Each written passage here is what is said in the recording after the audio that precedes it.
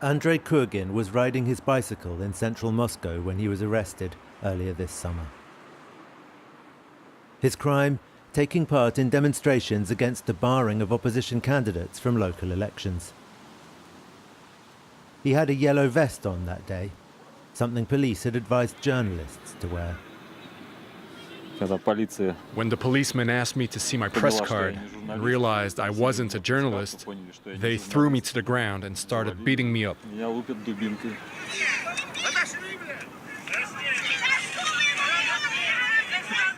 Here they're trying to take my bike, but I held on to it because I knew that if I didn't, I'd never see it again. That day, just like the previous week, riot police were ordered to beat up peaceful demonstrators.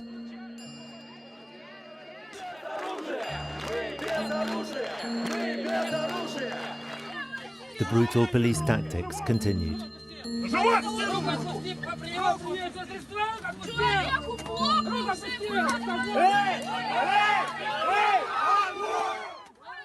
Over 2 weekends of protest, more than 2,300 people were arrested in this way. Most were released a few hours later. Others were in more serious trouble. It was 2:20 in the morning when the doorbell rang. I looked through the hole and saw a crowd. I thought it was some trouble at the neighbour's place. Then they asked if Sergei was here. We said no, he doesn't live here. Then they started reading a search warrant. We're going to search you. Tatiana and Vladimir's son Sergei was campaigning for one of the opposition candidates. When he found out the police were looking for him, he turned himself in.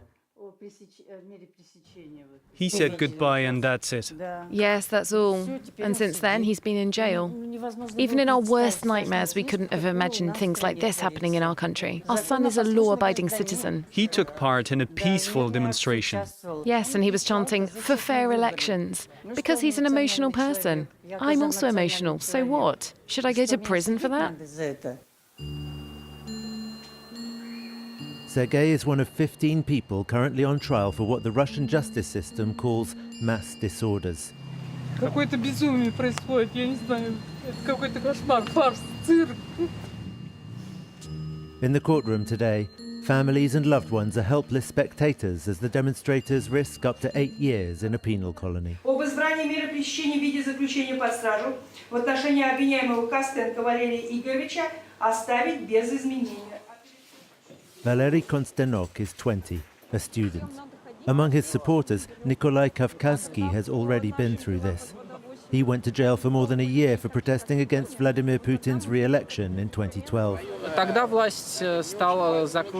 Back then, the regime was tightening the screws. That was the first time they made large-scale use of this so-called mass disorders offense against the opposition. Today it's the same story repeating itself, but it'll be worse this time. I had a sense of absolute injustice when I was thrown in jail for expressing my views as a citizen. But I also understood that we're living under a dictatorial regime, under heavy authoritarianism, and that they will use the language of force even in response to legal and peaceful demonstrations.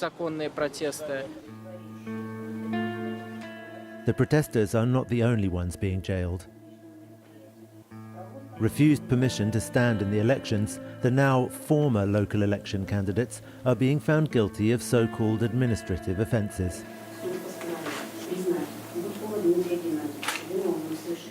Opposition politician Dmitry Gudkov gets 10 more days behind bars, on top of the 26 he's already served.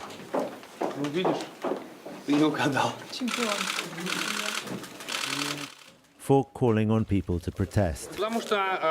They're afraid of these elections, and they're afraid of strong opposition candidates. The authorities have no support, and that's why they're doing all they can to block us. They lock us up just to prevent us from influencing public opinion in any way.